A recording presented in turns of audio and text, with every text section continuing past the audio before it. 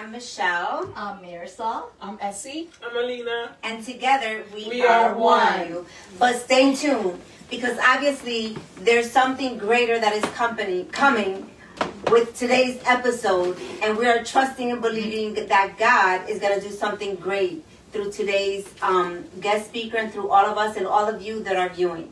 As I said earlier, Together We Are One is a women's talk show. It is all about being encouraged, educating, empowering, and equipping the women. It's for the women to know that they're not alone in whatever situation you are going through.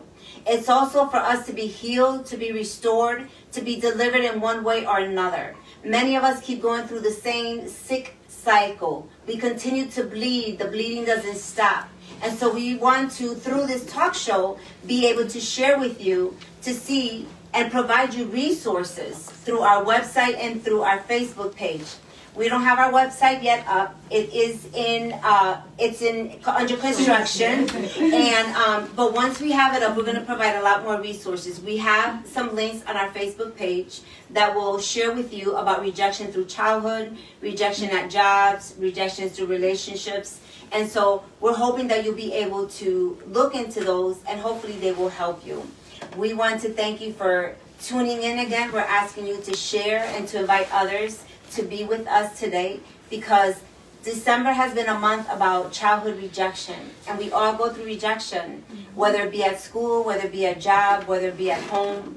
We all have experienced rejection, right? So we are excited to be able to share with you a little bit more. December was a month of childhood rejection. You want to stay tuned for next month. January is going to be childhood trauma, which many people have gone through childhood trauma and rejection. I know that Marisol is going to be sharing a little bit more with us, but we want you to be, to enjoy, to sit back, and now that we have everything working, we're going to move forward. So thank you for joining me. Thank you for being patient. Continue to share and invite other ladies. Thank you. So Marisol, tell us about your childhood rejection. Thanks to viewers for coming back. Hi, ladies. Hi, Michelle. Okay, so my rejection started at a young age. I was born in Puerto Rico. My mom left my dad, and we came to the U.S., so me and my two sisters. And I was 5, my younger sister was 3, my older sister was 7. And we left our dad because there was abuse in a relationship in our home, and there was also alcoholism. So again, as a little girl, my mom is not going to tell me that my dad is struggling with all that stuff.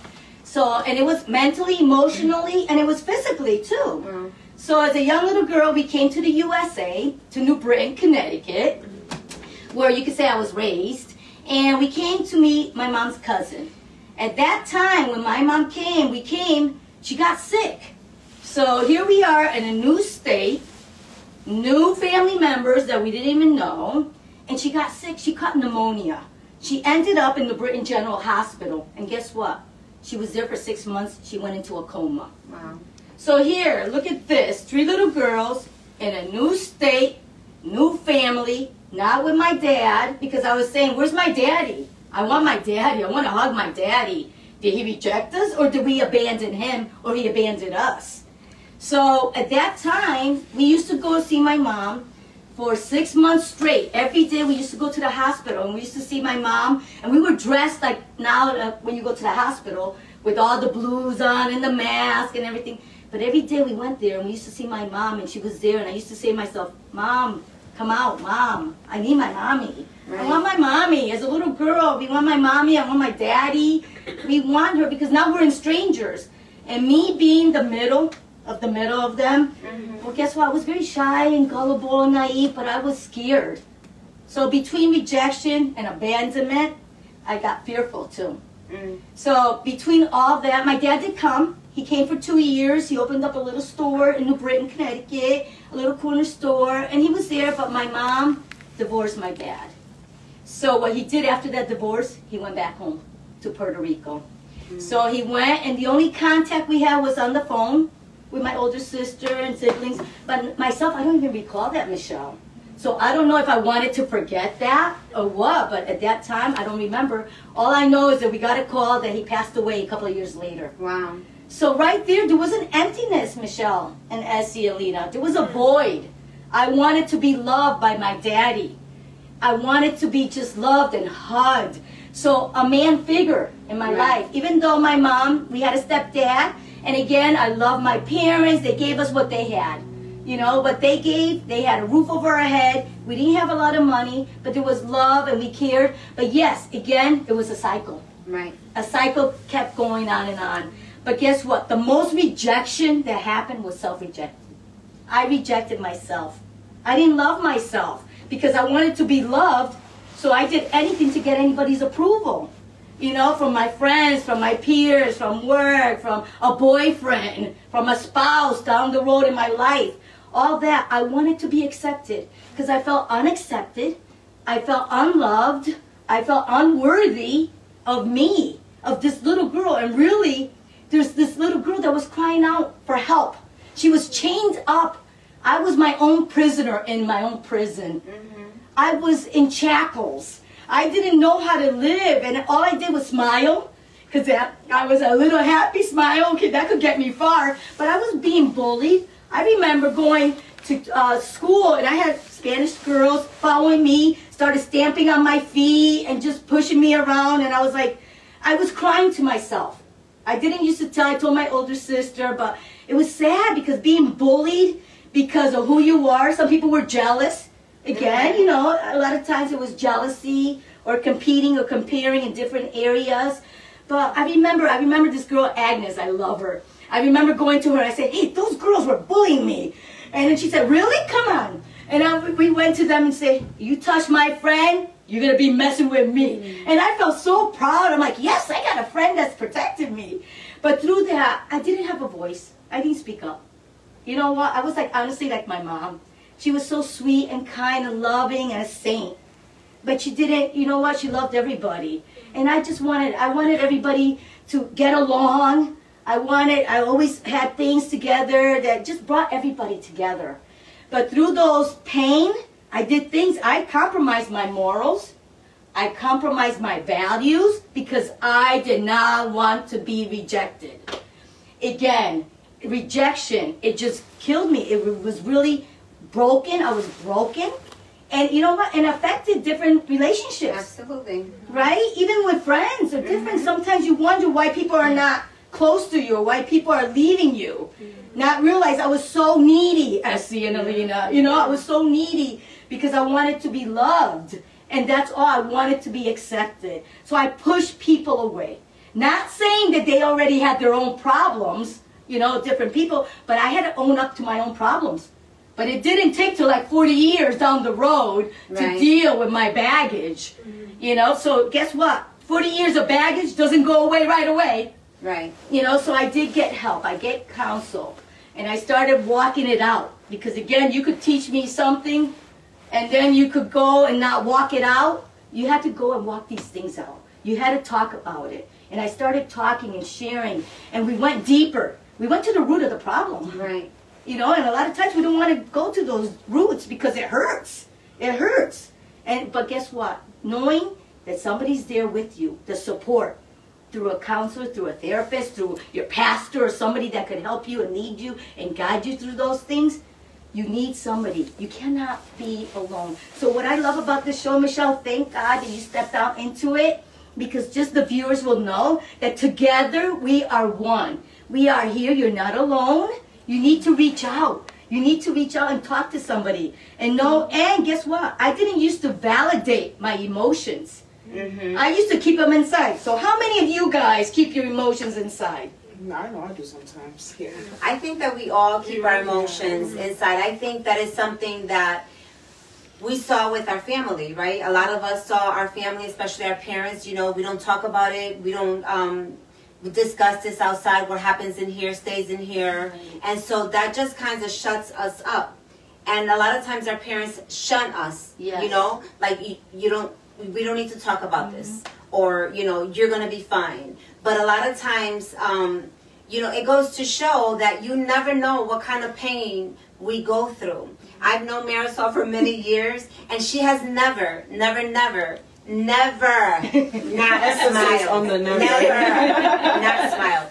She has smiled through the worst of the worst situations. I have seen her through some very tough situations, and she smiles. That is the grace of God.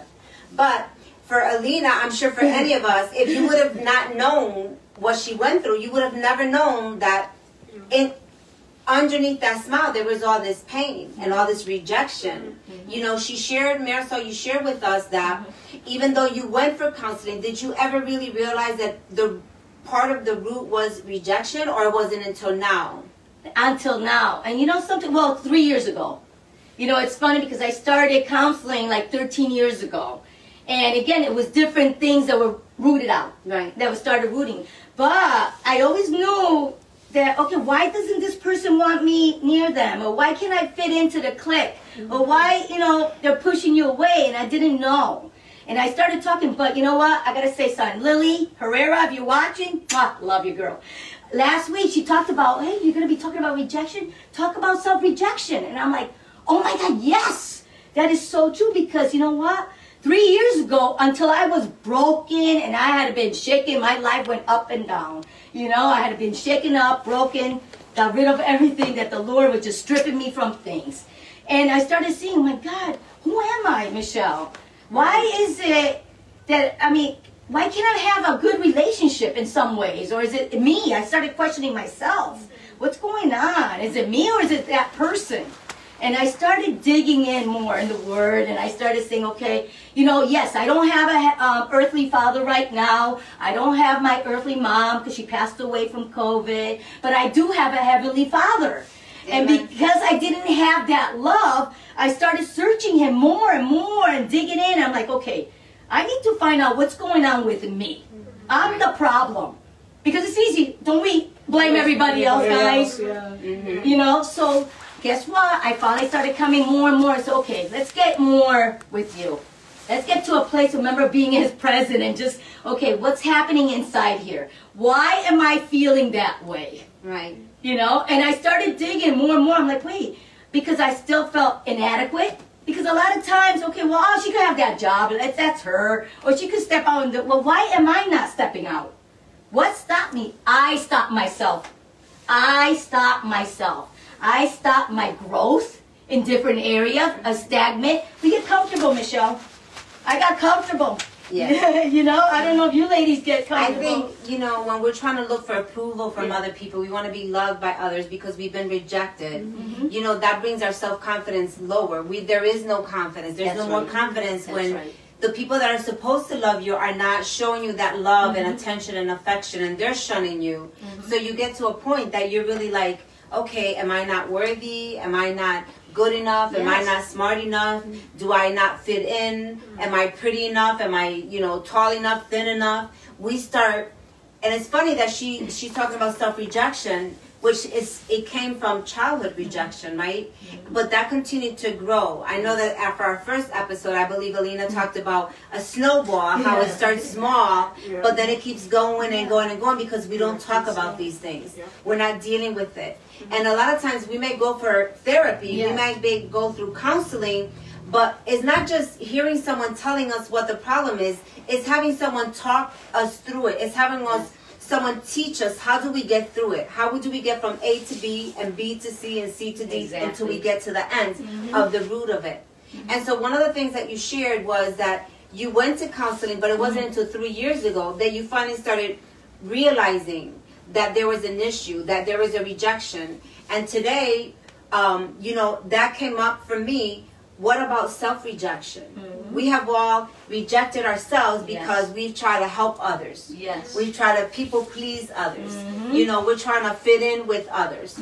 We're not thinking that we are good enough for, you know, our self-value. You know, we think we're insecure. We don't feel like we can go and fight forward, that we can do better, that we can do greater. Because if we were little kids and no one told us, you can do this, I got you, how can I help you, let me, you know, show you how to do this. If we don't have that growing up, then as an adult, we're shunned from it. You know, I know that I look at, and I don't mean to bring her up, but I look at my daughter, and since she was very young, I always told her, you can do this. Let me show you how to do this. I taught her at a very early age, you know, this is how you do an interview. This is how you carry yourself. This is how you dress. You don't put up too much. And when she wanted me, I'd be like, yes, honey. I'd give her my undivided attention. I don't know where it came from, but I just know that I did. I just knew that it was important for me to make sure that she felt that she was being heard. And perhaps it was because when I was growing up, maybe I didn't believe that I was being heard by my dad, right? I know my mom, she heard me. She listened, but she was caught up being a mother, caught up taking care of the things of the house, being caught up with the things, you know, of the business or work or whatever. And even sometimes, you know, we may have some parents that are giving us attention. They're hearing us, but they're not listening. There's a difference. When we're hearing, what we hear is we hear a sound, we hear a noise, but we're not listening to what's really behind that voice. What is their cry? We had one of our guests, one of our panels, she shared how she spoke to her mom about something that had happened to her, and her mom just kind of dismissed her and told her, well, show me, well, tell me. She didn't believe in her.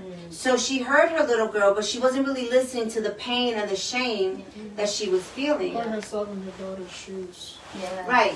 And I know, Essie, for you, you know, you had a situation that you were, you know, family members spoke to you, and you felt that, oh, you know, I hurt them, or they hurt me. They weren't really listening. They weren't really taking into consideration what you were going through, what you were sharing. What would you like to share about that? At the end of the day, you know, I spoke with you, and then I also spoke to other, like, older women in my life that I trust, and I came to understand that it's not them and it's not me. It's more than that. You know, so whatever they say, whatever they do not take it to heart, and understand that they're probably going through their own issues, and from the way they grew up with those issues, how they're going to react to your issue. Exactly. So don't take it to heart, don't take it personally, just know that God is working in them as He's working with you, and again, don't take it personally, because it's not really your problem. It's really not your problem. You know, one of the things that I have to say that I've learned through this, even through this topic, right, is that whoever has really been rejecting us, we take it so to heart and so personal. Oh, yeah. But what we don't understand is that person has also been rejected. And because they've been rejected and neglected, they don't know how to interact with you. They don't know how to speak to you. They don't know how to listen to you. Because they too have been shunned. They too have been dismissed. So we have to realize that they're not doing this to us, they're really doing this to themselves. Although we take it like they're rejecting us, they're not loving us, they're not listening to us, they don't care about us, right? But the truth is that they're loving us with the best that they know how, with the best love that they received. And many of them did not know what love is. Many of us didn't know what love is growing up. Exactly. What does love really mean? Exactly. You know, if we haven't been loved with the love of Christ, and again, I shared this before, you know, we are faith believers. We're not trying to put religion, but the truth is that until we know the love of God, that is the only true love, we're not going to be able to know how to love each other. We're not going to be able to know how to love our neighbor. And so there'll be a lot of rejection going on, right? So when people reject us, we have to say, wait a minute. They also have been rejected. So I'm not going to take this personal. I'm not going to allow this to affect me. I'm not going to allow this to define me. But because we don't talk about this, right? We don't teach you about it.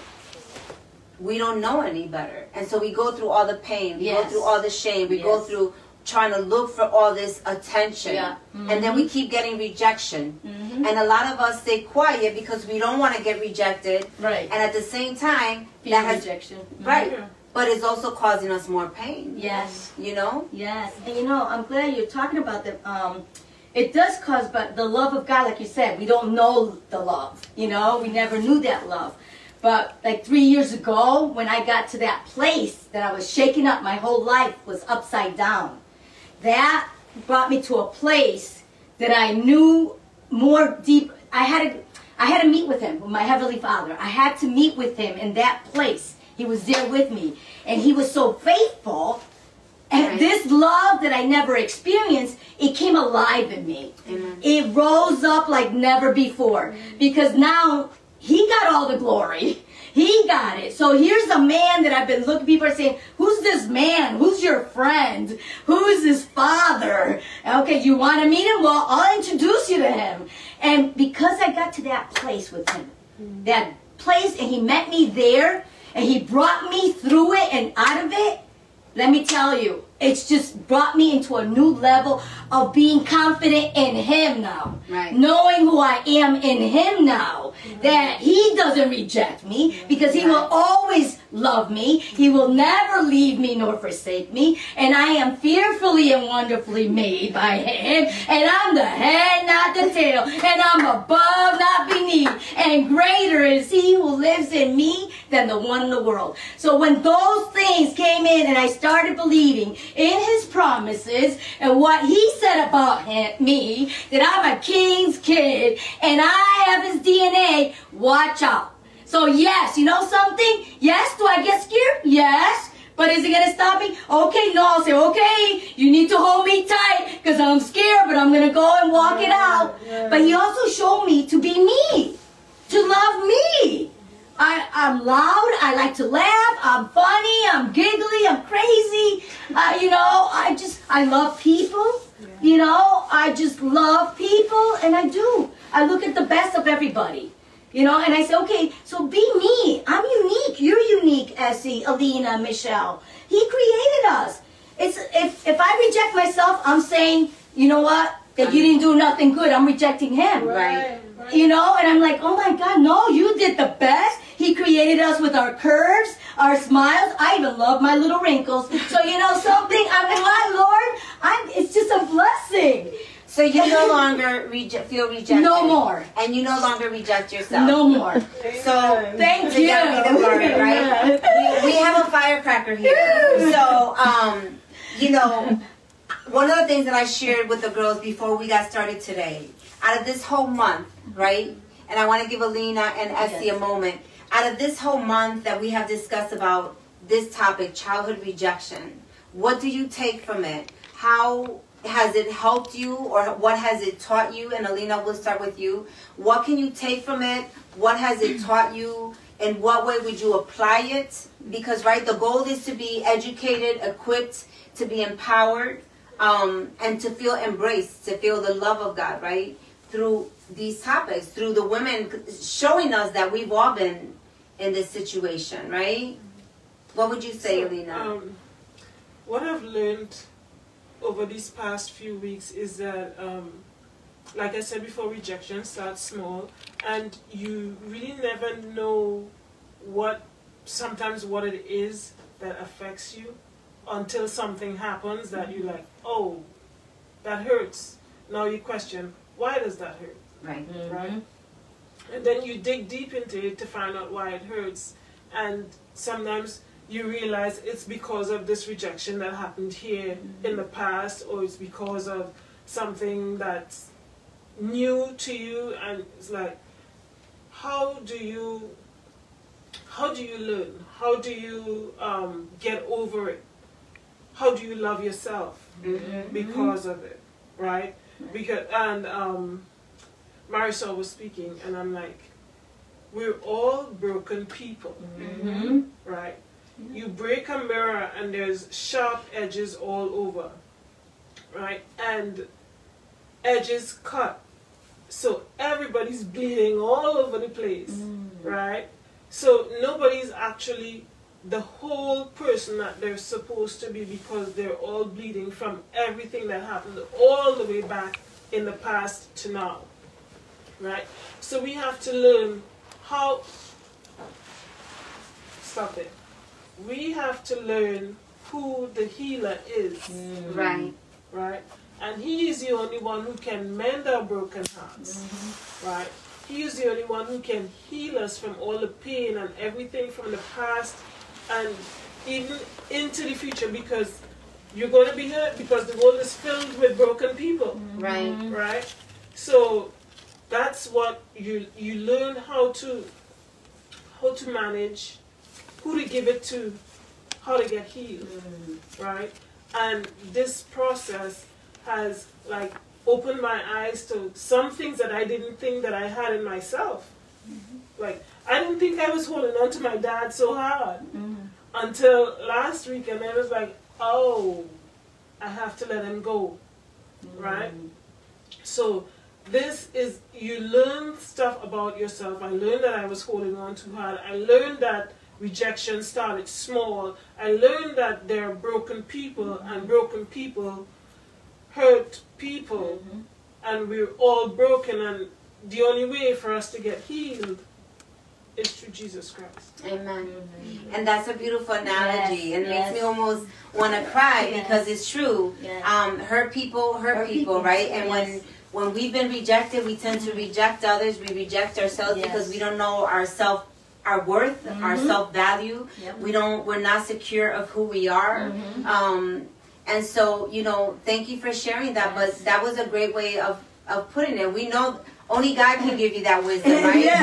Of giving you, showing you the mirror, because it's so true. It's a broken glass. You look at yourself, and what you see is brokenness. There's a lot of different pieces. They're shattered in different ways, in different sizes. And so that is such a beautiful analogy. That just goes to show that we have all been a piece of that broken glass, of that broken mirror.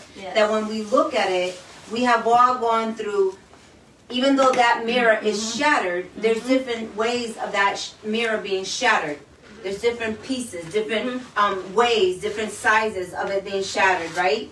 And so, unless we know the healer, like you said, it's going to be hard to amend that broken glass, that broken mirror, so that we can look at ourselves and reflect and say, wait a minute, I'm not the reflection of this broken mirror. I can only behold through the Lord, right? And so, thank you. That was such a beautiful analogy. How about you, Essie? And I'm sorry. Thank you, Alina, for sharing. Yes, Alina. It shows that, you see, something great is happening here. Yes. And there are things that Alina was able to share that she learns about herself. Yes. And a lot of times, we need to learn about ourselves. We're so in a rush to learn and get into relationships with other people, but we haven't even gotten to learn about ourselves first. It's true. So true. So we want to be loved, but we don't know how to love ourselves first. We don't want to be rejected, but we go with someone who's been rejected and rejects us, Attract. Right. You're attracted to So how about you, Essie? What would you say? What have you learned? What can you say that you've taken from all of this? I learned a lot. Where do I start? Just to even add on to what Alina has just said about broken people.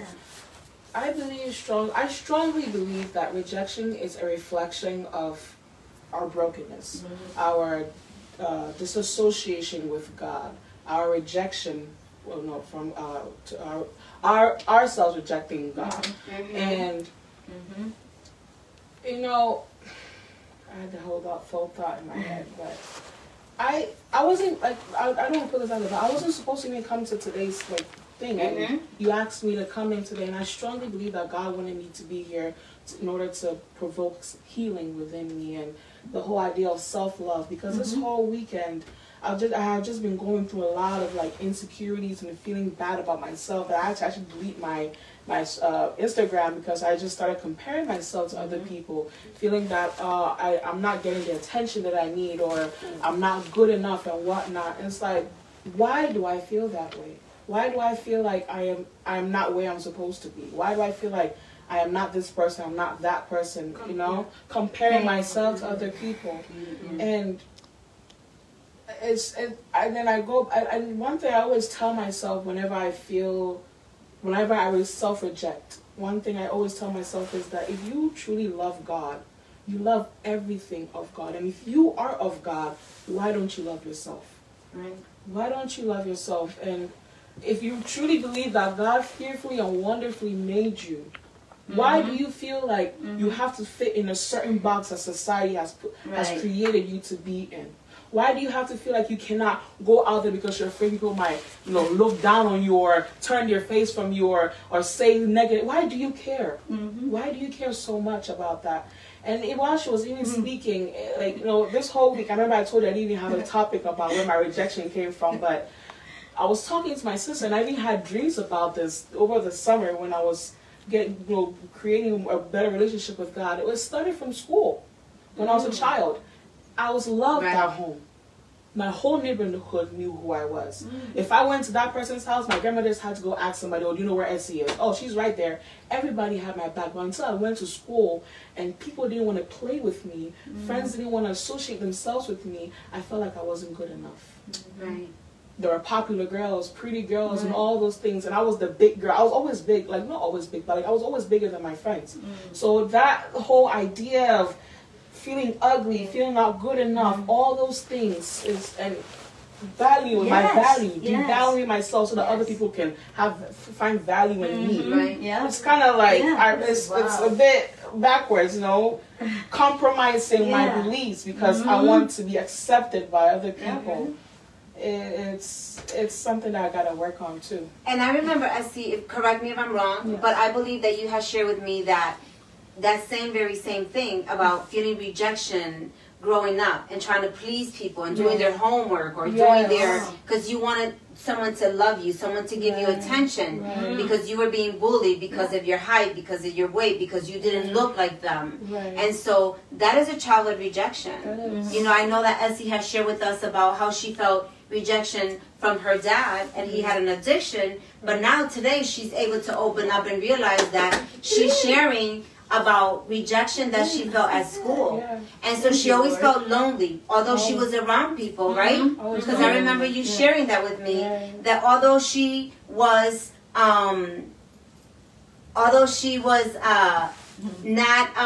she was trying to please everybody, she wasn't pleasing to herself. She wasn't happy with herself. It really wasn't. It's just, but thanks to God, things are getting better. Yes, yes. So what else have you been able to learn and take from this? I'm a child of God. Yes. Nobody can tell me otherwise. That's right. Stand firm, look straight, look up to the heavens, and know that you are. If no one accepts you, that's God right. accepts you. Ah, yes. Woo! I love you. I knew it. And that's something, you know. So for those of you that may not know me, right? I have a ministry. We have a ministry, Light of Hope Ministries, and last night I shared about rejection. The Lord had given me the same word to speak about the whole month of December for rejection. Not only for Together We Are One, but also in the ministry, teaching and preaching it. And so I had started sharing about how many people were rejected by their own family members. There were all these people that became kings, second in command, became a queen. They all have been rejected by their own family members. They were orphans. They were, you know, made fun of. All these people have been rejected by their family, but God had a plan for them. God redirected them through that rejection, and God had a plan for them. Although they were rejected by their family members, God made them greater. I had also shared about, you know, a man who was a beggar, and how this man was also rejected. And when it was time for him to go, he ended up going to the heavens. Because why? Because he had a good heart. He was rejected because he was full of sores, because he was begging. What do the sores mean? The sores are all the pain, all the things that he had been hurt from, all the rejection. He had been rejected, right? And perhaps all those sores meant a different rejection that he had gone through in his life. There was another man that had been beaten and left for naked, right? And half dead. And so he was also rejected. He was rejected by a priest. He was rejected by someone who was religious. And it wasn't until someone who was non-religious that went and helped him. So you see, there's a different forms of rejection. But one thing that we have to realize that, you know, again, we're not trying to make this about religion, but in the Bible it tells us God did not reject the sinful. He did not reject the one with the unclean lips. He did not reject the adulteress. He did not reject the one that had the 5 husbands and the ones that she had wasn't his. He didn't reject, you know, those that were blind, that couldn't see what they were doing. He didn't reject those that were lame, that couldn't walk on their purpose because they were hanging around with the wrong kind of people that were just lying around and full of different sickness, different addictions. The Lord never rejected. Even when the prodigal son left, right? And he came back. His father received him with open arms. His father did not reject him, although he spends everything on doing the wrong things. We all have been rejected. We've all done wrong things. None of us are perfect. None of us, we all fall short. We all sin. We all make mistakes. Yes. But it doesn't mean that we are not loved by God. We're not rejected by him. All he wants is for us to be able to come to him. It's in his presence that the woman that was bleeding got healed. It was in his presence that the woman that was sick with infirmity and cripple got healed. It was in his presence that the man that was laying in the Bethesda pool for 38 years, that he got healed. It was all in his presence. So what am I saying to you? It's only through his presence, right? In the presence of God, that we have been healed. That God has, even now, he's healing us. He's showing us, he's guiding us, he's instructing us. This is something that the Lord had placed in my heart. So let me just start. This is a vision and a mission that God gave me at the beginning of the year. And I'm telling you that he said to me, my daughters have been hurting for a long time. My daughters have been put in the back burner. My daughters have been rejected and neglected and feeling like they have no value and they have no worth. They're full of shame. They're full of pain. And I need my daughters to get healed. That goes to show the love of the Father, that we matter to him. We are his daughters. We are important. And we have been rejected by society. We have been rejected by family. We have been rejected by school, by churches, by our jobs, by relationships. But God is saying no more. I don't want my daughters to feel rejected. I want them to be healed. I want them to be whole. I want you to educate them. I want you to talk about this, because through the testimonies, we'll be able to give you the tools and teach you how to get through this. And every month we have a different subject. And every month we're going to have a different testimony. Every week we're going to have a different testimony. So this is, again, this is something that God ordained, because he loves his daughters. We're not trying to convince you about any religion. We're not trying to make you believe or not believe. You're going to make that decision. You're going to be able to hear through the different testimonies of one thing that we all have in common, is that it's through the presence of the Lord, our God, that we've been able to heal. And we're still healing. It never ends. We go away. And right, it never ends. So rejection is a part of life, right? What would you say? Yeah, it is. It's you know what, it's gonna be expected. I think I learned a lot too.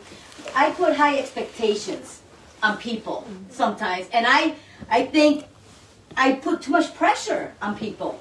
You need to let people be free. You need to release that. So I think I think it comes down with the rejection part of it is loving yourself. Again, but hurting people hurt others. And the world, because we're pulled in the world. What the world wants us to be, that we'll get caught up on that. What the world wants us to do, and we get caught up in it. And you know what? That's what's going to come. There's going to be problems that's going to occur, different things. But through that, I think the loving you. But if you don't love you, you're going to be crippled. You're going to be like that little girl in chain like I was. You have to come to a place to come and empty yourself, because now it's like the spirit is free. The shackles are fallen. They break the chain, like that Tasha Cobbs, break the chains. They're broken, and this little spirit is being free, flying and through the prison. Like when you go to a prison, you see the bars. She's gone, she's flying, she's being free. I could go to a store without my hair being done. I could go, it's so freeing. I don't have to worry about the makeup I put on, the clothing, my heels.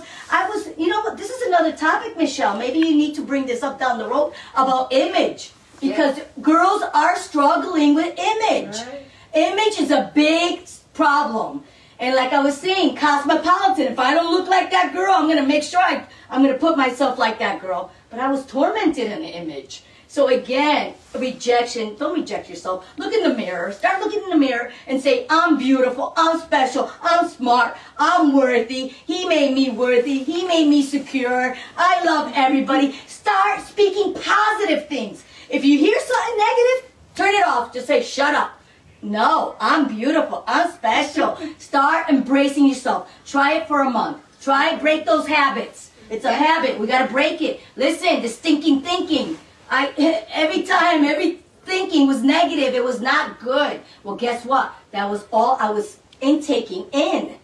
So you got to speak positive over your family, over your children, over your marriage, over your finances, over whatever situation.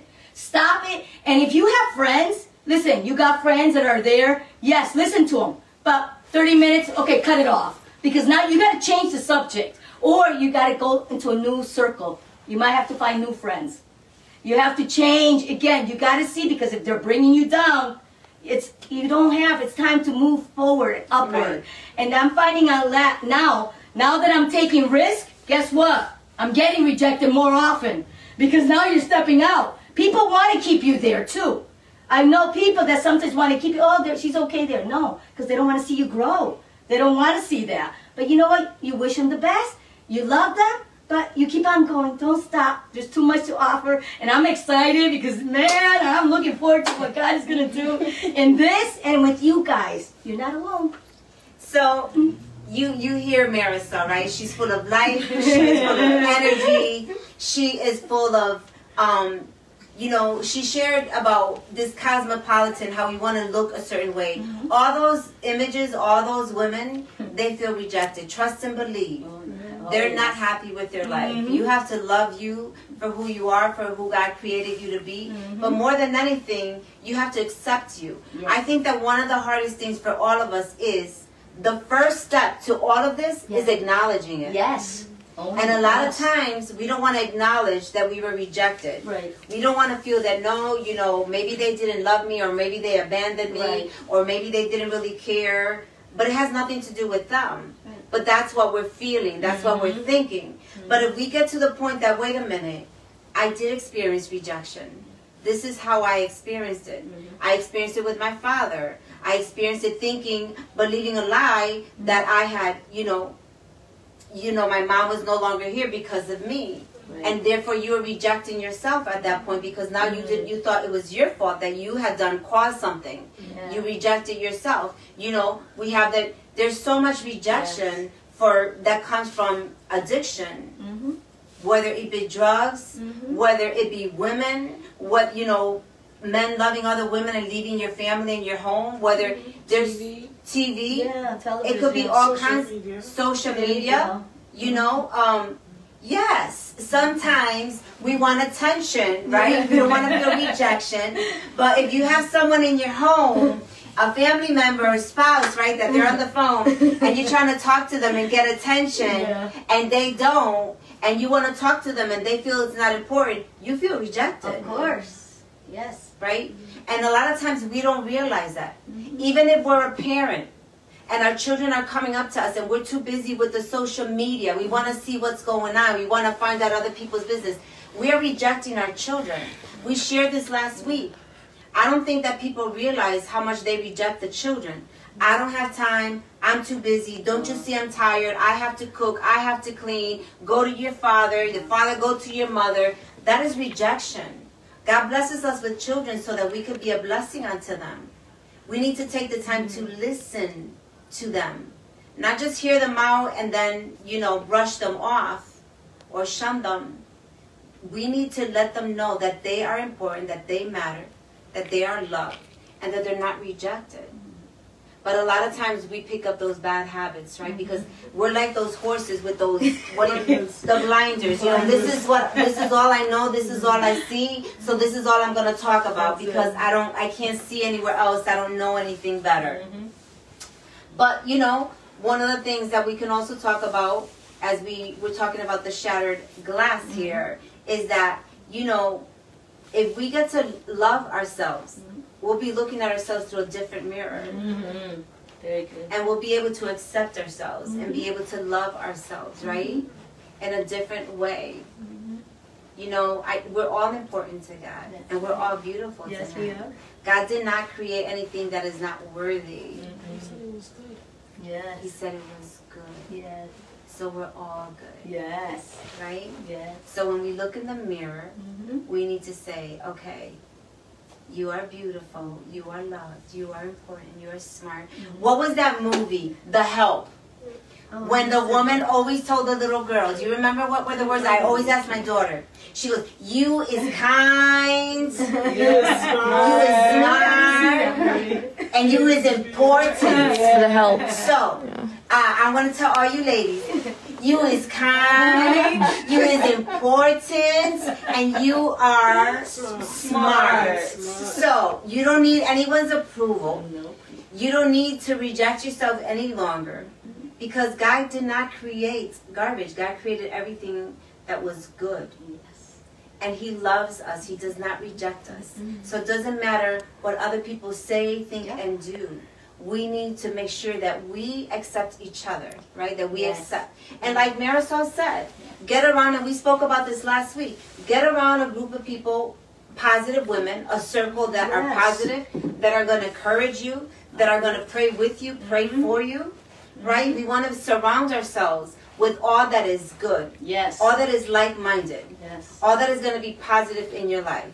And if you have some people that are kind of a little stiff, it's okay. You go and love on them anyways. If you have some people that don't want to hug, you be like, I'm going to hug you anyway. I'm coming for you. I'm coming for you, Mom. Because, let me tell you, for me, I love my husband, but you know, I love hugs, and I love them tight hugs, right? And I'm like, sometimes I'm like, babe, give me a hug. He's like, right? And I'm like, no, I want a real tight bear hug. Because that's when you feel loved. Yes. You know, for me, a nice big tight bear hug makes me feel so loved and feel so good about myself. And that's why when I hug, I love to hug tight. Because I want that person not to feel, you know, that I'm trying to squeeze them, but to feel the love of God. Because I can only imagine and the embrace and the love of God. His hugs, His embrace, right? Letting us know that you is kind, you is smart, you is important. So, you know, would any of you like to share anything else? How would you, are you looking forward to next month? Next month is about childhood and trauma. I know that you said that your situation was very traumatic. Yeah. And I know that you also, you didn't say this, but because I know this personally, and I hope it's okay sharing, your sisters also experienced a different type of rejection. You had an older one and you had a younger one. Yes, my younger one. Well, her rejection.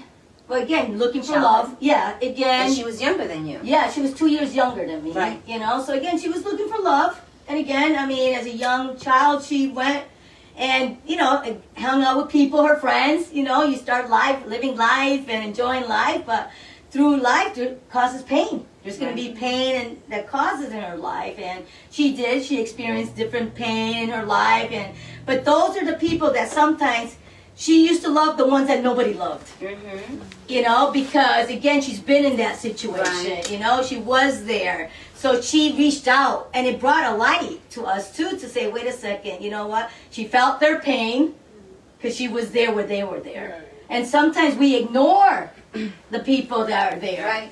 Because sometimes we feel, oh no, let me not talk to them, or this and that, or because we feel we're bigger than them, and that, you know, is not the right thing, you know. So again, through her life, I just seen at the end, you know, this year, she just brought a light to me that she talked to anybody.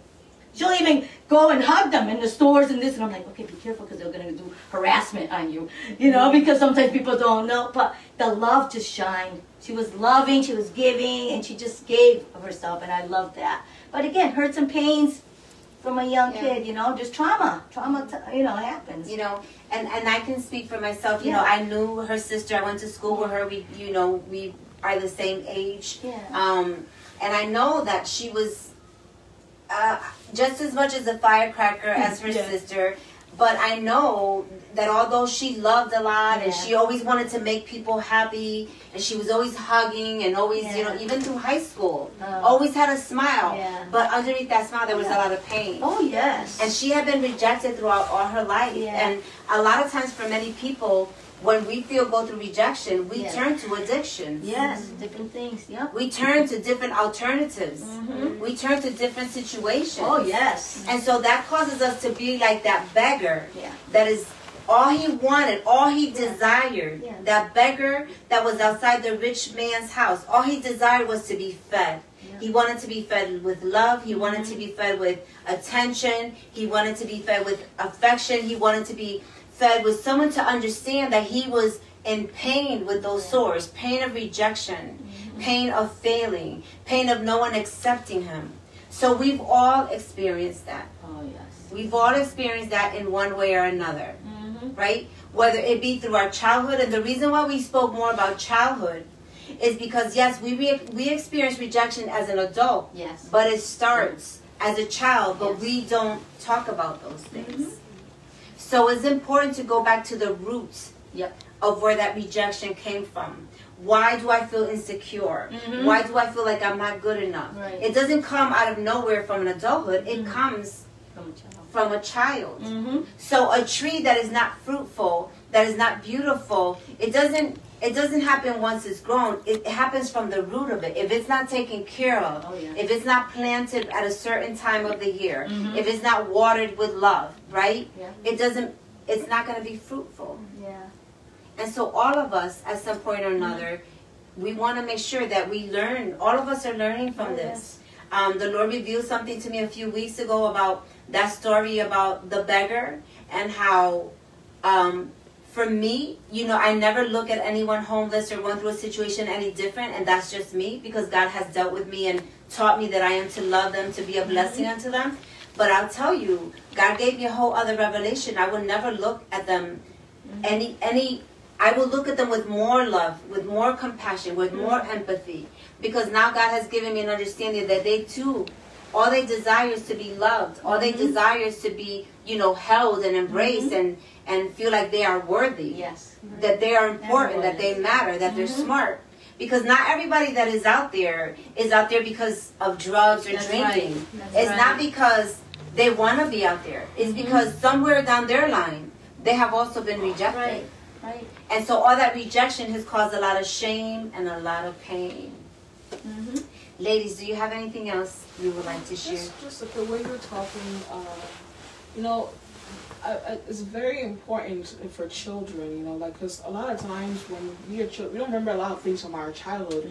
So this is just my theory, but I feel like a lot of those instances and memories are in our subconscious, which is deeper than the conscious. It's really deep. So when we go through rejection, all those things, it's not like, oh, we're adults and we know when we're being rejected and whatnot. It's deep. Yeah. It's deep. It's behind Yes. everything.